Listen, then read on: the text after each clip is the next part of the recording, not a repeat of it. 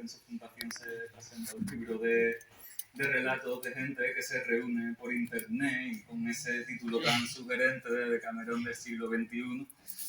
Yo, nada, voy a darle la palabra a Ana Rodríguez Tenorio porque ella es de la familia de la Fundación ORI y además forma parte de este colectivo Bremen y entonces no tenemos que ser nadie más idóneo. Gracias. Muchas gracias. Bienvenidos todos. Muchas gracias por estar y por acompañarnos en esta calurosísima tarde. Y gracias a la Fundación, a mi Fundación, adscrita a Laura, a Salvador y a Carmen por su trabajo y por tenernos aquí. Y yo, bueno, de pronto me veo en este lado de la banda como miembro de este colectivo que es, yo creo que a Ori le hubiera encantado el colectivo, le hubiera encantado este invento y este proyecto de relatos conjuntos. Incluso me imagino que también le gustaría esta presentación, que no sabemos muy bien cómo va a quedar del todo. Así que aquí nos la vamos a organizar como podamos. Y bueno, yo le voy a dar la palabra a mis compañeros. Yo soy del grupo Bremen, que ya veréis lo que ahora lo que somos. Yo soy de las más recientes adquisiciones. Fue gracias a la introducción de Antonio, de mi amigo Antonio, que fue el que me metió en esta aventura que es apasionante, divertida y en la que se aprende mucho. Bueno, pues sin más preámbulos, Nacho os va a hablar un poco de la historia de este grupo. Muy bien, intento ser lo más breve posible, así no se acopla esto. Por aquí.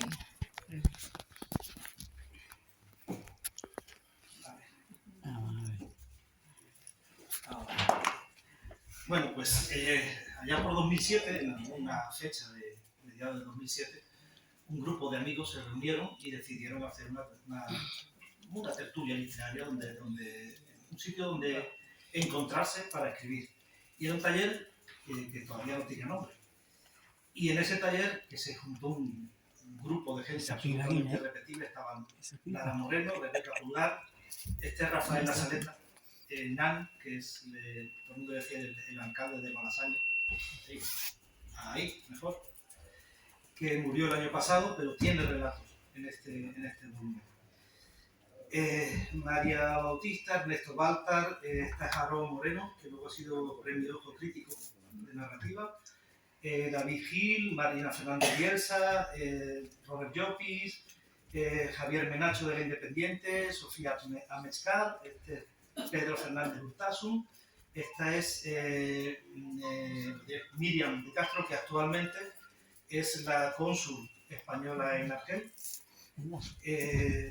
Guillermo Ortiz, esta es Virginia Barbancho y esa es Carmen Moreno. Carmen Moreno, si la conocéis, Carmen Moreno en esos años estaba exiliada en Madrid intentando buscarse la vida en Madrid. Y este grupo de gente fue el que yo me encontré cuando yo entré en el Bremen. En uno de los primeros talleres muchas veces ponían como premisa una frase a partir de la que desarrollaron un relato.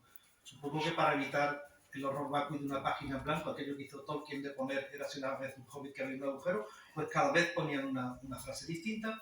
Y en uno de los primeros talleres usaron esta frase. 18 de enero de 1936, a bordo del Bremen, camarote 503, al principio no iba a traerte puntos suspensivos. Eso está extraído de un diario de Anais Nin. Y alguien dijo, ¿y el Bremen, ese barco existió o se lo ha inventado esta mujer? Pues el Bremen existió. El Bremen fue el barco más rápido de su época, el que tenía una máquina más potente, tenía uno gemelo que era el SS Europa. Es alemán y SS no es igual a esas SS, son las SS. Significa motor de hélice, vamos a decir, motor de hélice. Y este barco tiene una historia muy, muy curiosa. El inicio de la Segunda Guerra Mundial lo pilló camino de Nueva York, porque hacía la ruta de Europa a América, y recibió la orden de volverse a Alemania. Y el capitán del barco se hizo el loco, dijo que tururú, y siguió hasta Estados Unidos, con lo cual le salvó la vida a todos los que iban en el barco que eran judíos para empezar. Y luego, pues a la vuelta, acordado de que Estados Unidos era neutral al principio de la guerra, pero vino hacia Europa escoltado por un buque de guerra británico. La primera noche la tripulación del Bremen tiró todo lo de peso por el otro lado de la borda donde no estaba el barco británico, encendieron los motores, giraron 90 grados, salieron pitando y el destructor británico no pudo alcanzarlo. Y tuvo una serie de peripecias en las que estuvo huyendo de la poderosa armada británica en el Atlántico sin que jamás pudieran darle alcance. Al terminar la Segunda Guerra Mundial, probablemente por venganza, un miembro de la tripulación le prendió fuego a la cocina y el fuego se extendió demasiado por el barco, que se efectuó en 1928 y los daños fueron tales que cuando estaba en el puerto de Nordenham, que fue donde se quemó, al final lo remolcaron un poco hacia el estuario y lo volaron con explosivos y en marea baja todavía se pueden ver los restos del Bremen. La historia les gustó tanto que ya cada vez que vamos a lo del Bremen, y de ahí el nombre del taller. El taller se llama Bremen por esta historia que a su vez viene por una frase del libro de Bremen. El año que yo entré, justo estaban publicando este libro de 16 historias del Bremen, que fue, yo entré en el 2009, ya llovió desde entonces, y se desarrollaba en varios locales, pero siempre dentro del barrio de Malasaña. Empezaron en La Cueva, luego estuvieron en La Buena, y durante muchos años estuvieron en La Pródiga. Eso hizo que el siguiente libro que publicaron, que ya fue en 2020, y en este ya sí tenía yo un par de relatos, se llamaba Letras Pródigas porque la mayor parte del tiempo se reunían en el bar de La Pródiga. Ese bar desapareció tristemente con la pandemia. O sea, tuvieron que cerrar ese bar porque tuvieron que cerrar por la pandemia. Yo estaba a punto de hacer un chiste con el virus, pero dado que se ha llevado por delante a más de 6 millones de personas en el mundo, la verdad es que mejor lo dejo y no hago chistes con ello. Pero trajo consigo el confinamiento. Yo era el único virtual del taller. Todos eran de Madrid y yo mandaba por correo electrónico mi relato y alguien, normalmente Robert Jokins, era el que lo leía. Allí. Luego se comentaba, luego se colgaba en blogs privados, como ya ahora veremos. Pero con el confinamiento, esa restricción de que la gente tuviera que ser de Madrid y en parte muchos de cerca de Malasaña, se perdió. Y empezaron a entrar más virtuales. De hecho, durante toda la pandemia y de ahí en adelante, las reuniones se hacen casi siempre por videoconferencia. Y hay gente de Madrid, evidentemente, pero también de Cádiz, y de Cádiz sentido amplio, porque de Cádiz, bueno, soy de Portatierra. Sí. Hay dos. Luego, yo estoy en San Fernando, que es cuando nadie está en Algeciras, y aquí Carlos Díez de Transporte Real. O sea, en Cádiz, en el sentido de la bahía. En la bahía. Pero también hay gente de Málaga y tenemos hasta uno fantástico que es de Andorra. Ex conductor de autobuses, una cosa maravillosa. Yo creo que puede venir la Feria de Libros. Va a venir a la Feria de Libros, porque es un personaje. Sí. Bueno, el Bremen Gaditano está compuesto por una serie de gente desquiciada. Este es Luis José Grande, Ana, este es Juan Nadie, que trabaja en la línea, es enfermero en la línea de Algeciras. Sí. Carlos Díaz, que si Nano era el alcalde de Malasaña, Carlos Díaz es el alcalde de Casina, prácticamente. Antonio Vizquer, que ya solo le falta decir Ojú y Quillo y ya lo nacionalizamos gaditano porque tiene casa aquí y viene mucho. Yo creo que lo acabaremos atrapando. Yo creo que hace más calor en Madrid que aquí todavía, ¿no? Sí. Entonces, quédate. Y yo, que soy Nacho Moreno. Bueno, el taller es asambleario, pero desde el primer día. Aquí no hay gurús. Hay muchos talleres donde hay uno que es el que manda y el que decide si un texto es bueno o es malo. Aquí no pasa eso. Aquí todos están al mismo nivel. Todos son malos. Bueno, no se crea. Ya vamos mejorando. Las normas son muy simples del taller. Se escribe un relato cada aproximadamente 15 días, no sé qué hay un debate o que juega el Madrid contra alguien, entonces no se adelanta o se atrasa algunos días. Y es un relato cada 15 días quitando las vacaciones. Yo llevo desde 2009 escribiendo un relato cada 15 días. El único que no falla. Son muchos relatos. Es decir, solamente por lo que te hace escribir el Bremen, solo por eso ya vale la pena. Si alguien lo escribe, pues le enviamos un comando de Álvaro Kosovares a domicilio para que lo asesine. Luego se hace una reunión en el día que se fija, se decide el tema o la técnica del taller siguiente, se fija la fecha, se escribe un acta con quiénes han estado y qué relatos han leído y se suben los textos a un blog privado. Esto es importante porque si alguien quiere presentar un relato a un concurso no puede ponerlo en un blog público. En este blog solo tenemos acceso a los del taller, nadie de fuera puede leerlo. Entonces esos relatos todavía pueden ser enviados a algún concurso. Y tercero, hay que comentar los relatos. Tienes 15 días para comentar los relatos que se han subido al acta. Y si no, léase la solución del problema del punto número 1, pues te mandamos a los halcones kosovares. Hay que comentarlos todos. Normalmente se comentan de muy buen rollo, pero no diciendo, oh, qué bonito relato, qué fuerza ha tenido. No. Se va adentro de él, diciendo, aquí te has repetido, aquí estás perdiendo el ritmo, ten cuidado con esto te ha quedado muy cursi, de muy buen rollo, pero es la única manera de aprender. A este taller no viene nada diciendo, mirad qué bien escribo, no viene nadie para decir eso. Y decir, nadie me tiene que enseñar nada. Pues entonces no vengas, y es un taller. Aquí se viene para aprender a escribir y para que los demás hablen de tu relato y te aconsejen sobre cómo mejorar tu relato. ¿Cómo se entra en el taller? Pues alguien te avala. Es decir, alguien decide que primero tú tienes ganas de escribir, que tienes ganas de aprender y que no eres un sieso de mona que no vas a amargar el taller. Básicamente. Alguien te propone y los demás aceptan o no. Es decir, el resto del taller te dice, mira, somos muchos, o espérate, o que venga un día y que pruebe, a ver qué tal se le da. Esto es la única para entrar. A mí me metió Carmen Moreno, es decir, que quien te avala no tiene por qué estar necesariamente cuerdo. A mí me metió Carmen Moreno, esa característica no es necesaria. Este libro es el último que hemos publicado y esto está fresquísimo, es de este año. Viene por un empeño inicial personal de Antonio Viquer. Y yo creo que ahora vas a hablar un ratito de esto, ¿no? Sí, Estos somos todos los autores que estamos en este libro. Estamos ya en 2024, ¿ves? Nos hemos adelantado. Es 2023, es verdad. Nos hemos adelantado.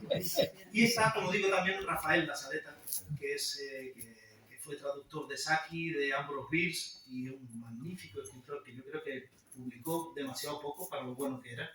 Y este libro también es un homenaje.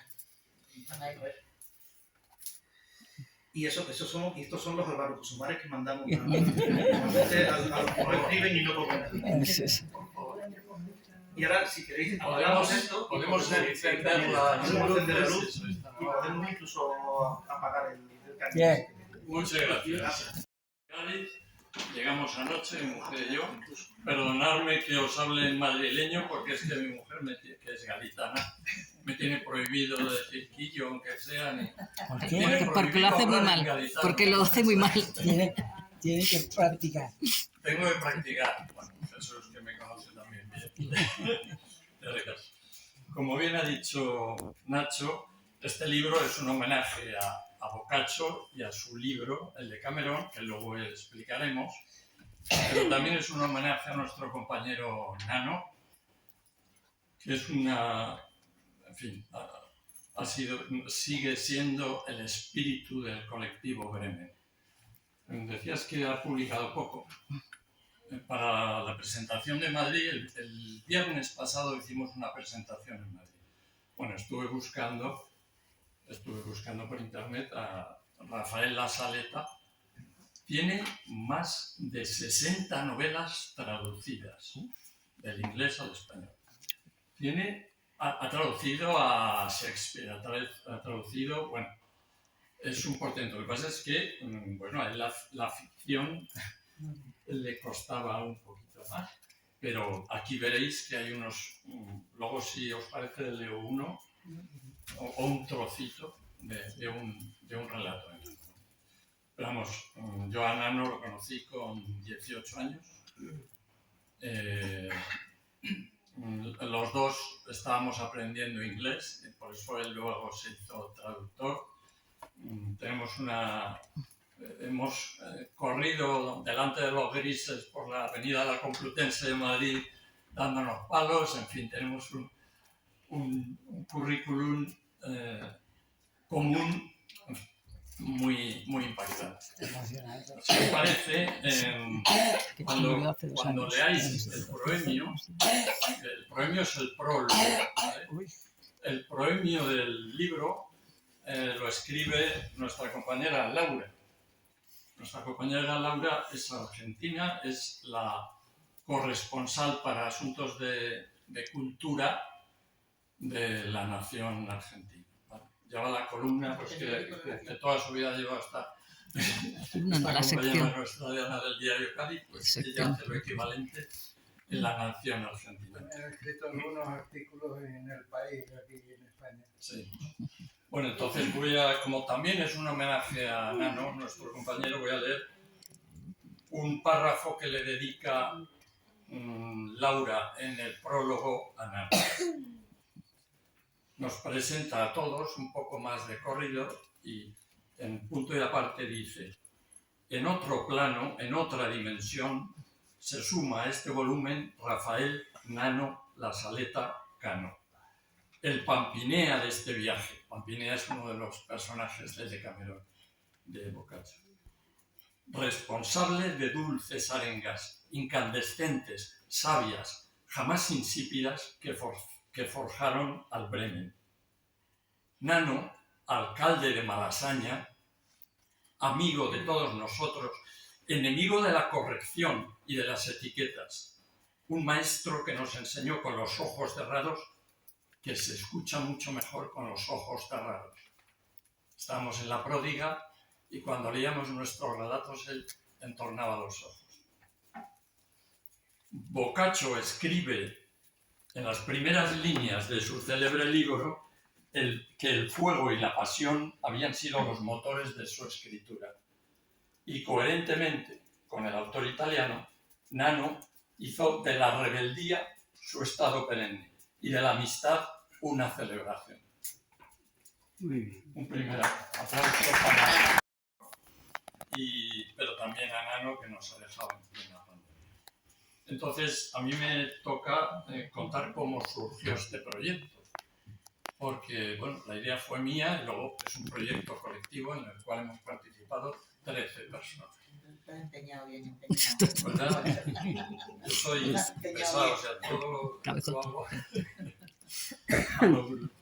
Entonces, ¿cómo surgió esto?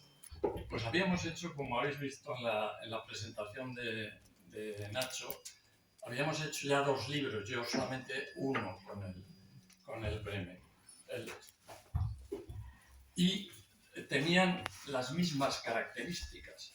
Era un proyecto colectivo, pero era sobre todo una antología de relatos de un grupo de amigos, pero que le faltaba un hilo conductor, ¿no? Digamos.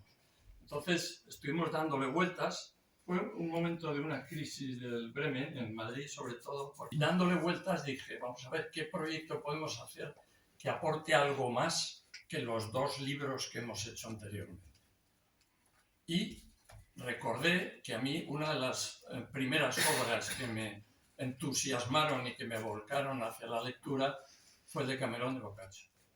Yo tenía, pues, 16 años, se tiene en Pre-1, bueno, antes se llamaba Pre-1, no sé cómo se llama. Yo tenía 16 años y el profesor de Lengua y Literatura nos dijo, leeros este libro. Estamos hablando de pleno franquismo, con lo cual las ediciones que había eran ediciones muy recortadas, algunos no eran 100 cuentos, sino que eran menos. La capa del plano narrativo en el que hablan entre ellos los narradores, los contadores de cuento, había desaparecido. Pero afortunadamente en mi casa, no sé, soy hijo de republicanos, en mi casa había una edición auténtica, una traducción buena del Decamerón. Entonces, bueno, al principio la resistencia que teníamos y que tenéis los adolescentes, que no hay ninguno en la sala, en que el profe de literatura le ponga deberes, ¡ay, qué mal!, ¿no?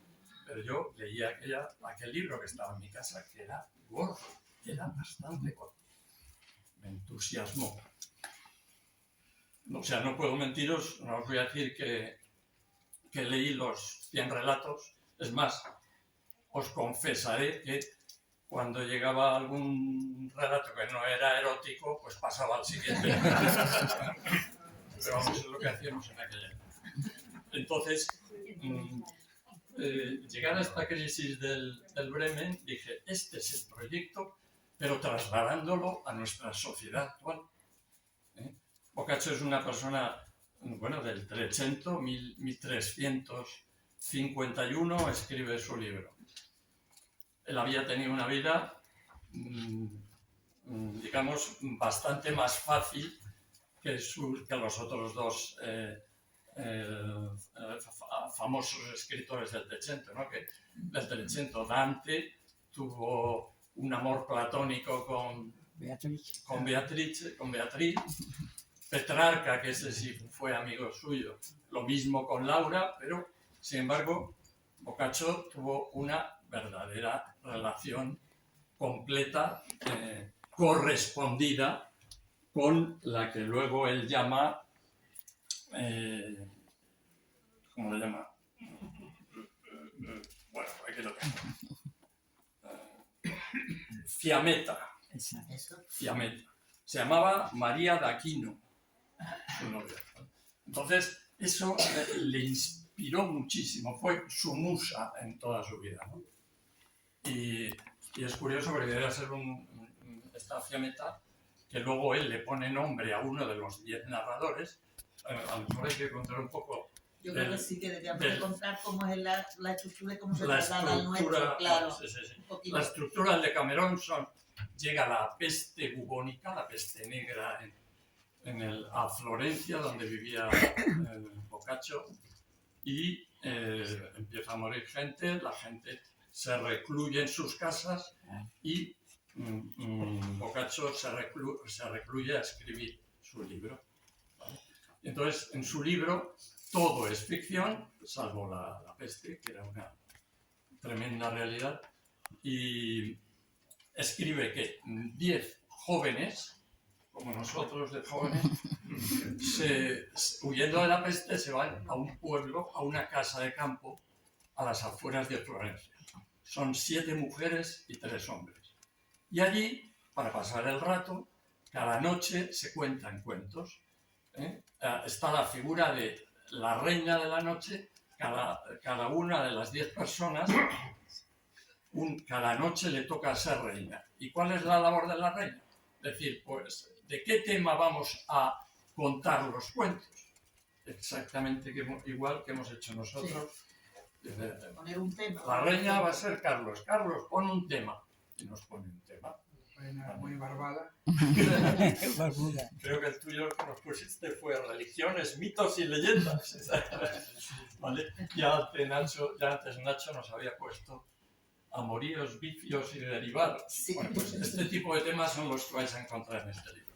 Entonces la estructura es idéntica a la que usó Boccaccio. Y yo, llegado a ese momento, propuse el tema que me había maravillado con 16 años. Y bueno, y la gente me entró al trapo. Tú todavía no estabas. No, bueno, no, pero es que eso, pero ese proyecto después como que decayó, lo dejasteis un poco en el aire. Sí. Y después, cuando yo ya me había incorporado, claro, tú comenzaste a hablar, recordaste, yo recuerdo el momento en el que tú dijiste, oye, el proyecto del Decamerón que teníamos, o sea, yo estoy en el resurgir del Decamerón, eso lo tengo desde el principio, cuando aquello se lanzó de verdad. El proyecto ha tenido altibajos, sí. Y digamos que en uno de esos bajones fue cuando yo llamé a Ana, sí. Entró Juan Carlos en Madrid. Sí, bueno, efectivamente. Juan Carlos es un compañero madrileño que le encanta la literatura, bueno, es profesor de literatura, le encanta la literatura italiana. Laura ya estaba con nosotros, y Laura es también profesora, además de ser periodista, es profesora en la Carlos III. Llamamos también a otro escritor que es catedrático de otra cosa que no tiene nada que ver, de microbiología, Paco. Sí, es verdad. Y bueno, ya empezó a resurgir, pero sí, hubo un pequeño cambio. Realmente el proyecto que yo les había propuesto era demasiado ambicioso. Era leerse primero el Decamerón y ya basándonos en esos textos, en esos cuentos, hacer unos cuentos equivalentes uno a uno. Este cuento, ¿quién lo quiere hacer? Se lo lee bien y hace la versión contemporánea de ese cuento. Era una locura. Por tanto, tuvimos la suerte de decir, vamos a hacerlo mucho más abierto el proyecto, ¿vale?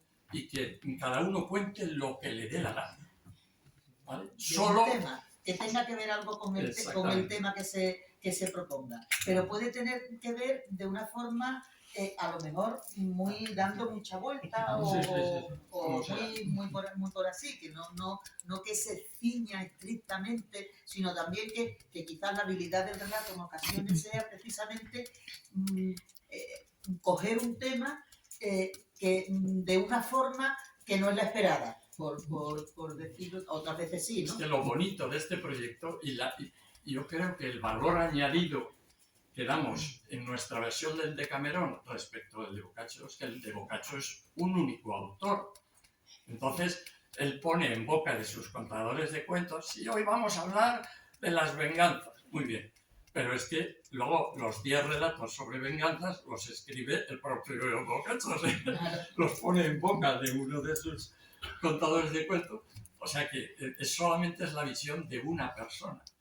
Lo nuestro, que es lo bonito, es un proyecto plural, y cuando pone un tema alguien, nos salimos por los cerros de Úbeda. Los resultados son absolutamente dispares. Sí. Y es lo bonito de este libro es un valor añadido respecto del Decamerón original. Como todo, los proyectos colectivos tienen ventajas e inconvenientes. Las ventajas son estas que estoy diciendo, que sale muy variado, es muy ameno, es muy enriquecedor, y encima nos leemos los relatos antes de publicarlos, con lo cual a veces cambiamos sustancialmente los relatos. O sea, es muy enriquecedor. Los inconvenientes, pues todo lo que tienen los movimientos asamblearios, digamos, la toma de decisiones es eterna, se hace eterna. Entonces, si vamos por la izquierda o por la derecha, no, yo creo que... Entonces, bueno, pues el proceso del desarrollo del proyecto es bastante más lento que si solamente lo escribe un autor. Eso ya lo que se le ocurre y tal. Y bueno, pues yo creo que os hemos dado más o menos una visión global del proyecto. Yo decir que el libro, para terminar de resumir la escritura, al final de cada... o sea, el libro está enmarcado, como hemos dicho, tiene una narración enmarcada en la que van un capítulo y no aparece, hay siempre una entrada al relato. O sea, está aquí reflejado no solamente el relato, los relatos, sino nuestra propia introducción al relato. En cada capítulo, por ejemplo, como tiene su reina, esa reina de cada capítulo hace como una pequeña introducción que lo que hace, que es como nuestra conversación para comenzar el relato. Y al final de cada relato también hemos recogido, eso lo hemos ido haciendo, recogiendo en el blog los comentarios que se han hecho y que hemos hecho cada cual al relato en cuestión. O sea que ese doble plano narrativo, con el que no se pierde uno ni mucho menos, pero también está con el objeto de, por una parte, asimilar. Mi celda era un círculo de unos 2 metros de diámetro. El suelo entarimado, eso sí, con noble caoba. Pero sus apenas 70 centímetros de altura me obligaban a permanecer encorvado todo el rato, con un dolor de espalda que se iba agravando por minutos. Los barrotes a mi alrededor no eran de hierro, no. Eran de carne y hueso. Eran las piernas de los 8 comensales que degustaban ricos manjares en una mesa de largo mantel, debajo de la cual, a toda prisa, me había tenido que esconder al oírlos entrar. No paraban de hablar, y encima en inglés, me tenían harto. Bueno, hasta ahí leo. Pero es cuando ya empiezan a aparecer esos personajes que seguro reconoceréis. Y doy paso a Ana, no, perdón, a Nacho. a Nacho. Yo he elegido un relato raro, Así, porque nosotros a veces elegimos un tema o a veces elige una técnica. O sea, la técnica del recuerdo lejano, tipo Marcel Proust, la hemos tocado una vez. Hemos tratado dramas, hemos tratado... Y una técnica que usamos era intentar hacer un relato solamente con diálogo, sin ninguna acotación, sin ningún dijo no sé quién. Solamente con diálogo e intentar que la persona que lo oye se haga una idea de todo lo que pasa en ese relato. Y esto lo voy a leer yo solo, porque si no va a perder agilidad, me voy a hacer un mail blanco. No, pero entonces tiene habilidad para leer eso. También, por todo eso, pues claro, los estilos son muy variados. Hay estilos para todos los gustos y es verdad que a medida que yo por lo menos que a medida que he estado en el taller, pues te das cuenta que lógicamente cada cual tenemos como un estilo.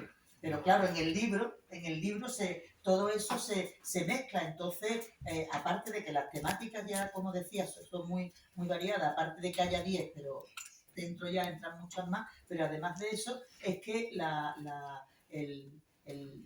la dinámica de los relatos es completamente distinta, o sea que es muy divertida. Son cortos además, o sea que son relatos que se leen con mucha facilidad, ¿no? Sí, porque una de las premisas del taller, no sé si lo viste, que en la presentación es que de máximo son 4 páginas. Si uno se pasa un poco, tampoco es tan grave, pero está pensado para que no aburrir a la gente si va a un bar y empieza cada uno a leer su relato. Si son 10 páginas te puedes dormir.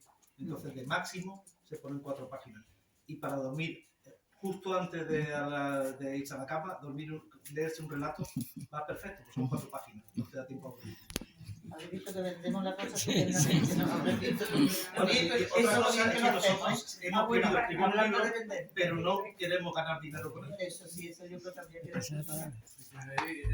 pienso que bueno, habría que resaltar sobre todo la edición del libro. El libro está una edición muy cuidada, una letra muy clara. La verdad es que se lee estupendamente. Y después, pues, la portada no puede ser más bonita. En realidad es una pintura de... renacentista ya, Sí, un siglo después, un siglo Sí, siglo después. Y, de Sandro Botticelli. y la modelo era Simonetta Vespucci, me parece que se llamaba, y era además modelo de varios pintores por su belleza, que además aquí queda reflejada perfectamente en la portada. Y sobre todo hay una cuestión que es muy importante, y es que este libro no está editado con ningún afán crematístico. Este libro, todos los beneficios que se produzcan van a ir a ACNUR. ACNUR tiene ahora mismo una problemática tremenda, pues por la guerra de Ucrania, la cantidad de refugiados que hay, los campamentos migratorios. Tiene una labor importantísima que nosotros queremos apoyar como una causa social, porque realmente creemos que las necesitan y porque es nuestra vocación también un poco. Entonces, hemos hecho un convenio con ACNUR para que todos los beneficios vayan a parar a ACNUR.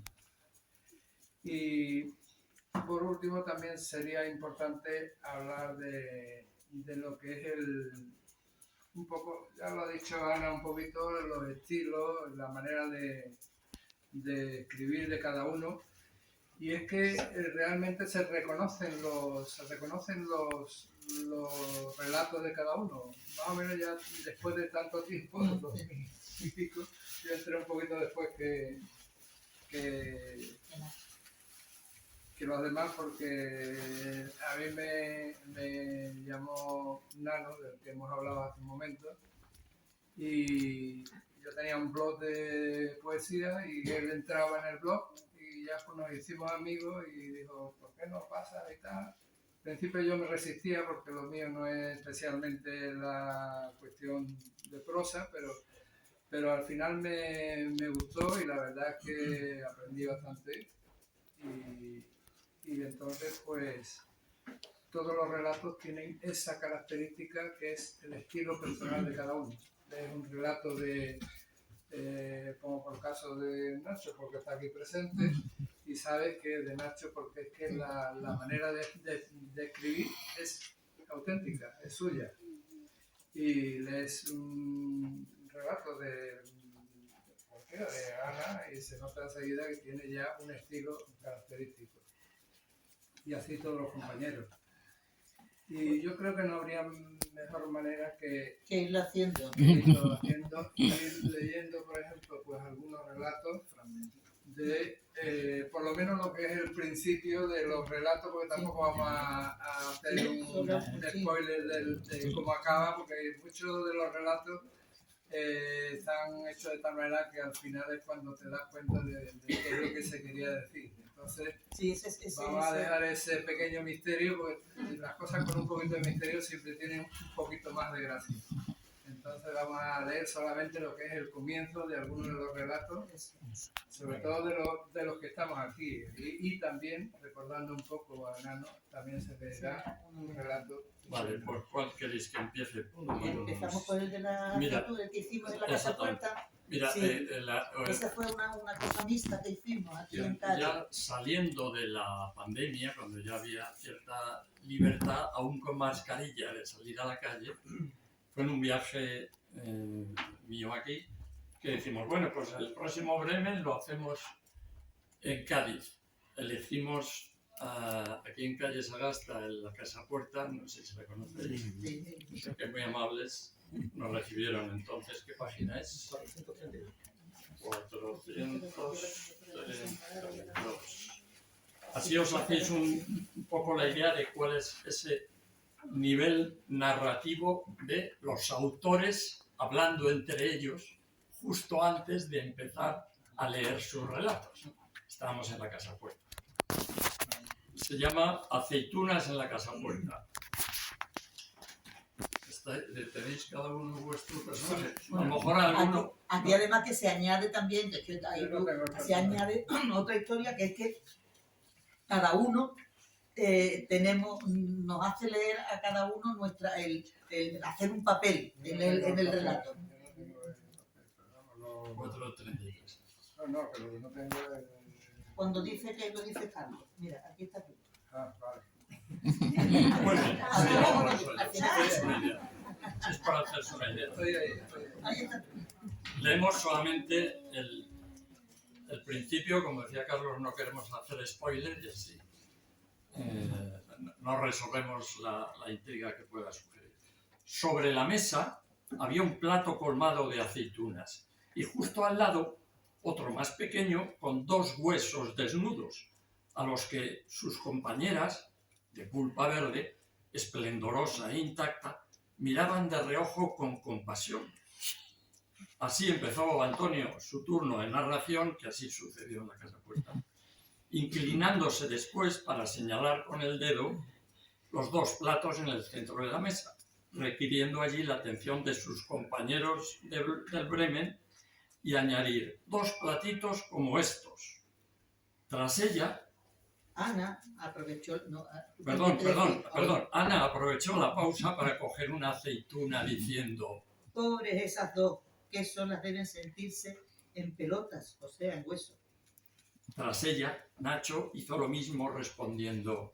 Es cierto, desnudemos alguna más, hay que dar apoyo a las minorías. Sobre todo si son minorías naturistas. Añadió Carlos, llevándose otra aceituna a la boca. Se hallaban reunidos en la Casa Puerta, un bar en el casco antiguo de Cádiz, donde habían quedado para leer los relatos que cada uno había traído. También había algunos miembros más del colectivo Bremen conectado vía Google Meeting. Desde Salamanca, por ejemplo, Juan Carlos, que es el profesor de literatura que os he contado antes, dijo: ¡qué casualidad! Yo también estoy picando aceitunas. Tras comerse Antonio una aceituna más y dejando su hueso desnudo en el plato pequeño junto a los otros, continuó: sé que no os lo vais a creer, pero los hechos que os voy a narrar son ciertos, y lo eran. Yo fui testigo en primera persona. Y hasta ahí puedo leer.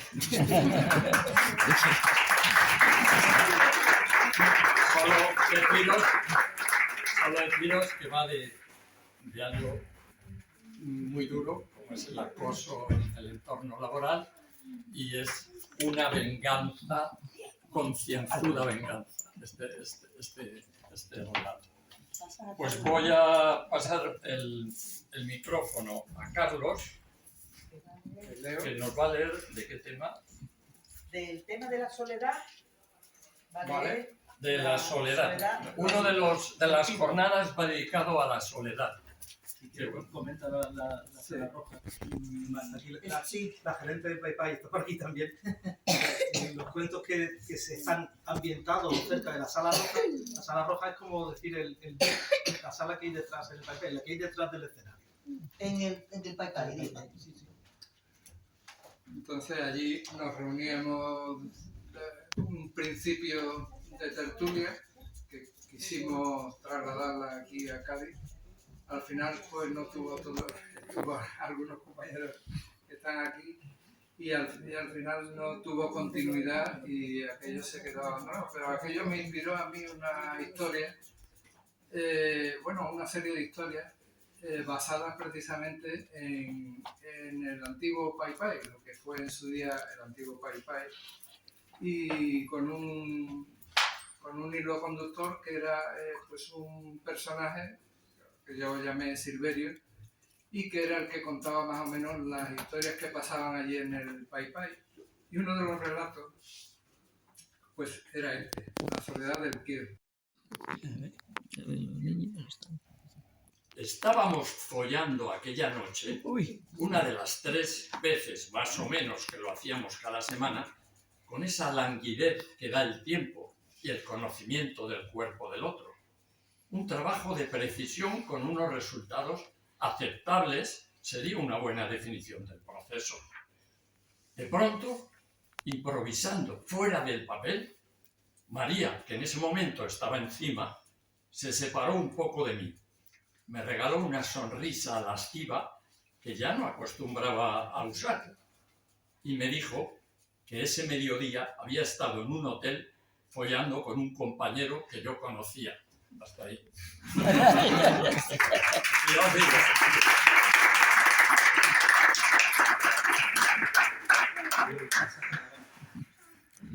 Bueno, y acabamos con uno de Ana. Ana suele hacer relatos son como zarpazos, son cortos y Sí, contundentes. Yo soy de distancias cortas. También los tienes de largo recorrido. Sí. Yo diría que Yo creo que da para que lo leas entero. ¿Te gusta tu Sí, padre yo creo como que sí, escribe? porque es muy cortito, así que este sí lo voy a leer. Sí lo voy a leer. Se llama Genealogía. Es extraño, ya no se ve todo tan hermoso y esta noche he sentido frío. Sin embargo, ahora tengo calor y noto algo raro en la cabeza. Quizás sea esto el dolor. También me está saltando el hambre y me siento cansada. Tendré que buscar algo más para comer. Debe ser que hay que hacerlo de vez en cuando. Ya he probado el agua del río, pero seguramente el líquido no es suficiente y hay que añadirle algo sólido, parecido a lo que comí ayer antes de quedarme dormida. Todo es mucho más incómodo e inquietante. Siento miedo cuando miro a la gran montaña que rodea el valle, pero por otra parte deseo acercarme a ella, subirla y descubrir qué hay más allá.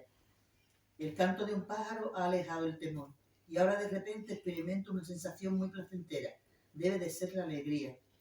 Estaba muy bien esa paz en la que todo permanecía inalterable, hasta nosotros mismos, pero ya no la cambiaría por la excitación y la curiosidad que ahora siento, a pesar de que no sé a dónde me llevarán. Me voy sola, pero ¿cómo dejarlo aquí a él y que se pierda todo aquello que podemos descubrir? Ya no lo pienso más. Decididamente le daré también a morder la manzana que ayer me ofreció la serpiente.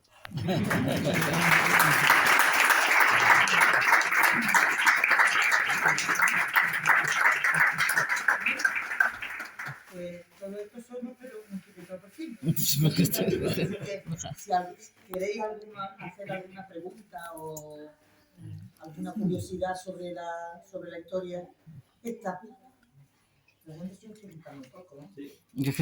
Así que Yo no. os cuento también que cuando estaba la cosa más o menos a la mitad, teníamos alrededor de 40 relatos.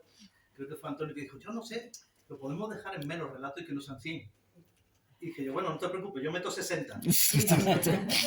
Y a la gente se le puso la oreja así de punta y decía que Nacho va a meter 60. Y se pusieron las pilas y oye, han acabado poniendo, hemos acabado con los 100. Que es capaz de meterla, además, la 60. Lo tenemos, Sí, ya, y él sobre todo, porque Nacho, sí es verdad, que él cumple escrupulosamente siempre. Tenemos, siempre. como es evidente, un grupo WhatsApp en el cual pues nos acabamos de reunir, hemos puesto el tema sobre el que hay que escribir y tenemos 2 semanas, 15 días de margen. Bueno, pues raro es el tema que a los 2 días o incluso a las pocas horas Nacho ya escribe en el WhatsApp. Ya lo he escrito el Ya mío. lo tengo. Para envidia de todo. Llegué a hacer un formulario en PDF rellenable, que era un formulario de odio a Nacho. Yo no sé qué, odio a Nacho y le voy a dar con firmado, no sé qué. Lo tenía ya listo para que lo rellenara él. Pero es una manera de espolearlo un poco, es que también estas cosas pinchan. Y yo creo que es la manera de que la gente reaccione y escriba. Pues sí, la verdad que sí. No. Muy bien. Pues no sé Pues, si nadie quiere Cada uno cumplimos nuestra misión. La verdad es que todos tenemos ahí un poquito. Y yo pienso que llegando ya un poco al final de la presentación, yo había escrito aquí algunas cositas que tendría que hacer un alegato para vender el libro, ¿no? Pero no lo voy a hacer. No lo compré. Y ya sé que tiene una buena impresión, como he dicho antes, que la portada es muy bonita, la de Simonetta Vespucci, que son historias completas para ser leídas sin prisa, en los ratos libres, y que cualquiera de ellas por separado os dejará un buen sabor de boca. Pero cuidado, puede ser que cuando empecéis no podáis dejarla hasta acabar el libro. También sé que, como se ha dicho, las voces, los estilos son tan variados que conforman una experiencia única e irrepetible. Que os vais a sorprender con hallazgos inesperados, como el de las ratas translúcidas de un compañero también nuestro gaditano, que Luijo, de un surrealismo solo comparable al de los relojes blandos de Dalí. Que os vais a encontrar con pasajes del más hermoso existencialismo, como los de nuestro amigo de Josep, este que ha mencionado Nacho Andorrano, cuando el cura va a rezar a su madre al cementerio y comenta: era de esperar que en el sepulcro vecindario se desatase un malestar óseo, una inquietud calcárea ante tamaño incendio. O sea, la frase es genial, ¿no? Que se os va a escapar alguna gran carcajada con esa imagen que describe Nacho de la monja que salta la lámpara de araña del centro de la nave del monasterio para ir de una parte a otra del presbiterio en el mejor de los estilos de Jardier Poncela, que lo domina como Dios, como habéis podido comprobar. Que vaya a disfrutar con los diálogos teatralizados que suele ponernos de examen aquí nuestro amigo Antonio, de los cuales habéis tenido un anticipo antes. Con las disparatadas aventuras de San Imprudencio de Asís, de nuestro ínclito escritor y comparsista, Juan Nadi, que es el compañero que está en Algeciras, que además de ser sanitario, no pues, escribe y además pues es comparsista, hace algunas letras y de canciones también. También la por ahí. Vamos, lo toca todo, ¿no? Es un renacentista mucho. Sí, un renacentista. Y con la distópica conversación entre Hércules y nuestra narradora más clásica, Paloma, en los impresionantes paisajes del Caminito del Rey. Tiene uno de los relatos en la cual se encuentra Hércules cuando iba caminando por la pasarela del Caminito del Rey de allí de Málaga. Y entonces entablan conversación. Increíble. Con la dulce y evocadora poesía del relato de Ana, con el que comienza el libro y su sorpresa final, que es increíble. con el impecable estilo y el buen hacer de nuestro querido salmantino Juan Carlos, que ya lo ha mencionado Antonio antes, y la ternura de Francisco, que en uno de sus relatos enseña a volar al ángel de la guarda. Increíble. Con mis elucubraciones de tipo social, que de vez en cuando saltan a la palestra. Y finalmente con el recuerdo más íntimo y querido para Nano, que tanto nos enseñó en la vida y en las letras, que es el compañero del que hemos hablado antes.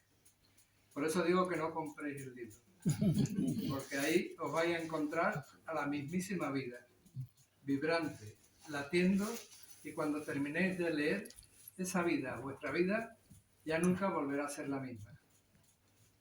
Aunque no me hagáis caso, porque los migrantes de los campamentos de refugiados de ACNUR os lo agradecerán bastante. Muy bien. En nombre de todos los que estáis aquí, de los compañeros, de la librería Manuel de Falla, que se ha prestado a traer los libros. En nombre de todos, pues muchas gracias, gracias, gracias, gracias. Muy bien.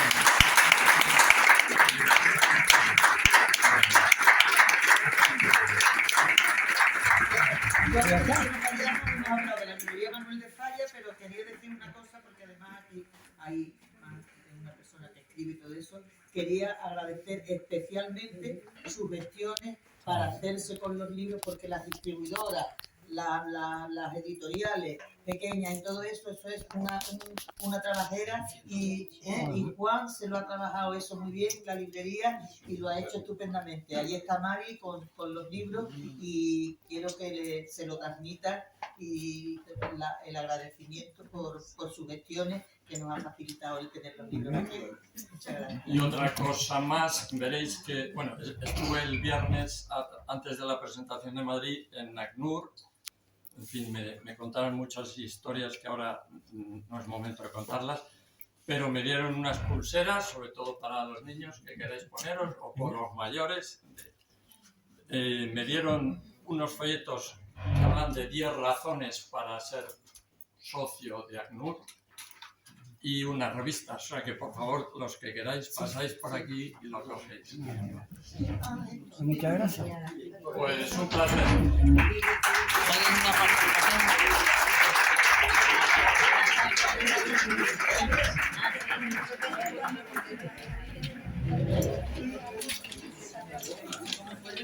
Toma, una pulserita.